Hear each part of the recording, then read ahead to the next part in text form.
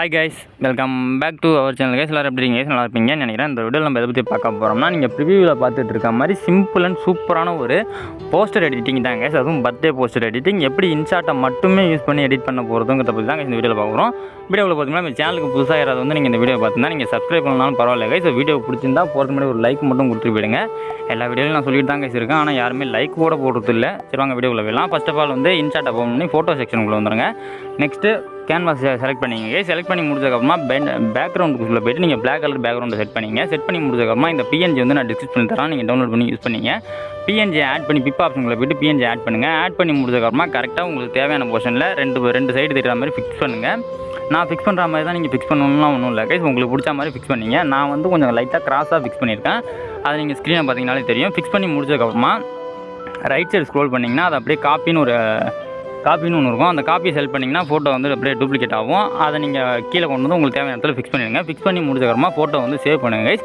Save பண்ணி முடிச்சதுக்கப்புறமா திரும்ப வந்து இன்ஷாட் ஆப்பை ஓப்பன் பண்ணுங்கள். ஓப்பன் பண்ணி ஃபோட்டோ செக்ஷனுக்குள்ளே வந்துட்டு நியூ ப்ராஜெக்ட் கொடுங்க கைஸ். நியூ ப்ராஜெக்ட் கொடுத்து முடிச்சதுக்கப்புறமா இப்போ நம்ம சேவ் பண்ண ஃபோட்டோவே திரும்ப வந்து இம்போர்ட் பண்ணுங்கள். இம்போர்ட் பண்ணி முடிச்சதுக்கப்புறமா என்ன பண்ண போகிறோம்னு பார்த்தீங்கன்னா நெக்ஸ்ட் அடுத்த ஃபோட்டோ தான் கைஸ் ஆட் பண்ண போகிறோம். அந்த ஃபோட்டோ எப்படி ஆட் பண்ணுறதுங்கிறத மட்டும் நீங்கள் கவனமாக பாருங்கள், அது மட்டும் தான் கைஸ் ரொம்ப முக்கியம்.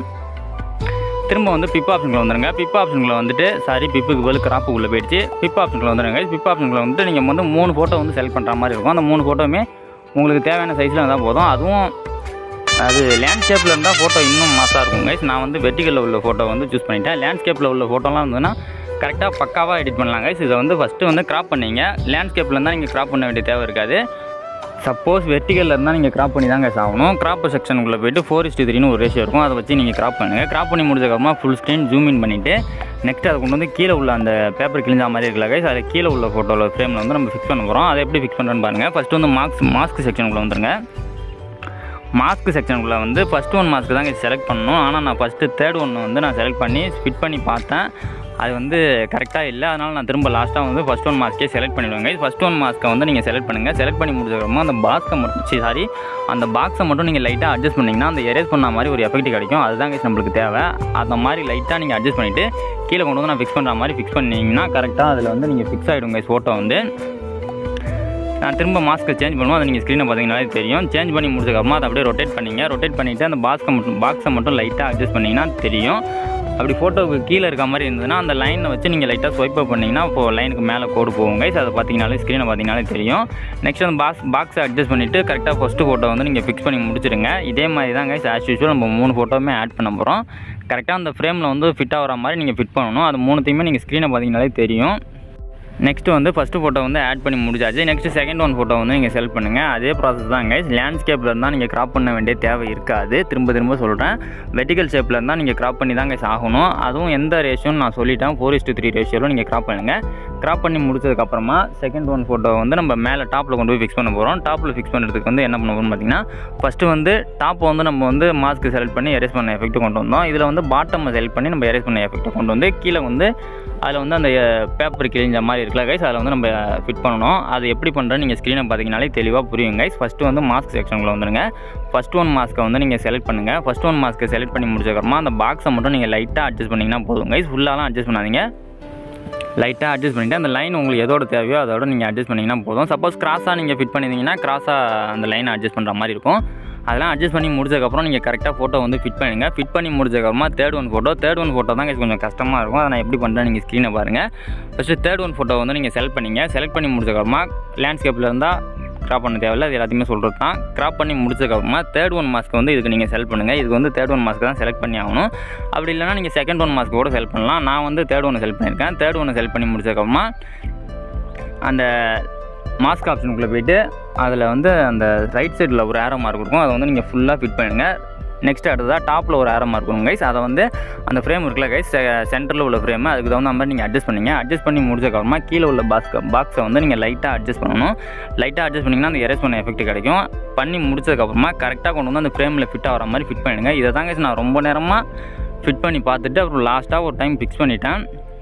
இப்போ மேலே பார்த்தீங்கன்னா அந்த பேப்பர் வந்து தெரியல கிழிஞ்ச மாதிரி, அதை எப்படி அட்ஜஸ்ட் பண்ணணும்னா ரொம்ப நேரம் ஆகிடுச்சு கைஸ் இதை ஃபிக்ஸ் பண்ணுறதுக்கு. அதுதான் கொஞ்சம் நீங்கள் வந்து அந்த பேப்பர் எஃபெக்ட் வந்து நீங்கள் ஃபிட் பண்ணும்போது கரெக்டாக ஃபிட் பண்ணிடுங்க. அப்படி கரெக்டாக ஃபிட் பண்ணிட்டிங்கன்னா இந்த மாதிரி உங்களுக்கு கஷ்டமே இருக்காது கைஸ். அப்படி இல்லைனா நீங்கள் இது மாதிரி தான் கொஞ்சம் லேட்டாகும் கைஸ். லேட்டாக தான் ஆகும், ஒன்றும் கஷ்டமாலாம் இருக்காது. அதில் வந்து ஃப்ரேமில் கரெக்டாக ஃபிக்ஸ் பண்ணுறது தான் கைஸ் கொஞ்சம் லேட் ஆகும், வேறு ஒன்றும் இல்லை கைஸ். ஃபிக்ஸ் பண்ணி முடிச்சதுக்கப்புறமா டிக் ஆப்ஷன் கொடுத்துருங்க. நெக்ஸ்ட் அடுத்து என்ன பண்ண போகிறோன்னு பார்த்தீங்கன்னா, கீழே உள்ள ஃபோட்டோவையும் அதாவது பாட்டமில் உள்ள ஃபோட்டோவையும் டாப்பில் உள்ள ஃபோட்டோவையும் நம்ம வந்து பிளாக் அண்ட் ஒயிட் மாதிரி கன்வெர்ட் பண்ண போகிறோம். அது எப்படி பண்ண போகிறோன்னு பார்க்கலாம். அதுக்கு முன்னாடி இந்த ஃபோட்டோ வந்து நான் கரெக்டாக ஃபிக்ஸ் பண்ணிக்கிறேன். ஓரளவு கரெக்டாக ஃபிக்ஸ் பண்ணிட்டேன்னு தான் கைஸ் நினைக்கிறேன். இப்போ பார்த்தீங்கன்னா உங்களுக்கு ஃபோட்டோ பார்த்தீங்கனாலே தெரியும். நெக்ஸ்ட் அடுத்து என்ன பண்ண போகிறோன்னு பார்த்தீங்கன்னா, பாட்டமில் உள்ள ஃபோட்டோ வந்து நீங்கள் செலக்ட் பண்ணுங்கள். செலக்ட் பண்ணி முடிச்சதுக்கப்புறமா ஃபஸ்ட்டு வந்து நம்ம டாப்பில் உள்ள ஃபோட்டோ வந்து செலக்ட் பண்ணிக்கலாம். செலக்ட் பண்ணி முடிச்சதுக்கப்புறமா அட்ஜஸ்ட் ஆப்ஷனுக்குள்ளே போயிடுங்க. அட்ஜஸ்ட்டுக்குள்ளே போய்ட்டு சேச்சுரேஷன் ஒன்று இருக்கும், அதை வந்து ஃபுல்லாக நீங்கள் டிக்ரீஸ் பண்ணிங்கன்னா போதும். ஃபோட்டோ வந்து அந்த நம்மளுக்கு பிளாக் அண்ட் ஒயிட் எஃபெக்ட் கிடச்சிருங்க. நெக்ஸ்ட் அதே மாதிரி தான் பாட்டமில் உள்ள ஃபோட்டோவை நீங்கள் அட்ஜஸ்ட் பண்ணுற மாதிரி இருக்கும். ஃபோட்டோ ஒரு வழியாக அட்ஜஸ்ட் பண்ணி முடிச்சதுக்கப்புறமா நெக்ஸ்ட் அடுத்ததாக டெக்ஸ்ட் தாங்க ஆட் பண்ண போகிறோம். டெக்ஸ்ட்டு எப்படி ஆட் பண்ணுறது போகிறோம்னா, மேலே உள்ள ஃபோட்டோவுக்கு ஒரு டெக்ஸ்ட்டு, கீழே உள்ள ஃபோட்டோவுக்கு ஒரு டெக்ஸ்ட்டு, சென்டரில் வந்து நம்ம பிறந்தநாள் வாழ்த்துக்கள்னு அதை தான் ஆட் பண்ண போகிறோம். வந்து டெக்ஸ்ட்லாம் வந்து உங்களுடைய விருப்பம் தான் கைஸ். அது வந்து நீங்கள் தமிழில் ஆட் பண்ணதான் ஆட் பண்ணலாம், அப்படி இல்லைனா இங்கிலீஷில் ஆட் பண்ணால் கூட ஆட் பண்ணிக்கலாம் கைஸ். நான் வந்து தமிழில் தான் சூஸ் பண்ணியிருக்கேன். ஃபஸ்ட்டு டெக்ஸ்ட்டை வந்து நான் டைப் பண்ணிக்கிறேன் கைஸ். டைப் பண்ணி முடிச்சதுக்கப்புறமா ஃபஸ்ட்டு வந்து ஃபாண்ட்டு செலக்ட் பண்ண போகிறோம் கைஸ். ஃபாண்ட் வந்து நான் தமிழ் ஃபாண்ட் தான், தமிழ் டெக்ஸ்ட்டை செலக்ட் பண்ணிக்கிறனால தமிழ் ஃபாண்ட் என்கிட்ட கொஞ்சம் இருக்குது, அதனால் நான் தமிழில் செலக்ட் பண்ணிக்கிறேன்.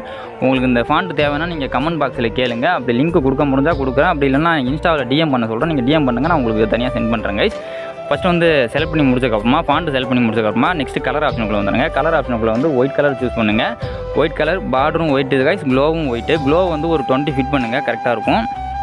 நெக்ஸ்ட் அதை கொண்டு போய் கரெக்டாக ஜூம் அவுட் பண்ணி மேலே டாப்பில் நான் ஃபிக்ஸ் பண்ணுற மாதிரி ஃபிக்ஸ் பண்ணிடுங்க. அதாவது உங்களுக்கு தேவையான இடத்துல நீங்கள் ஃபிக்ஸ் பண்ணுங்கள். எனக்கு வந்து அந்த இடத்துல கொஞ்சம் கேப் இருந்தது, அதனால் நான் அந்த கேப்பில் ஃபிக்ஸ் பண்ணிட்டேன். நெக்ஸ்ட்டு அதே டெக்ஸ்ட்டை வந்து நீங்கள் பென்சில் ஐக்கான் ஒன்று கொடுத்துருப்பாங்க. அந்த பென்சில் ஐக்கானை செலக்ட் பண்ணிங்கன்னா காப்பி எடிட்னு 2 ஆப்ஷன் கேட்கும் கைஸ். நம்ம வந்து அதை காப்பி பண்ண போகிறோம்.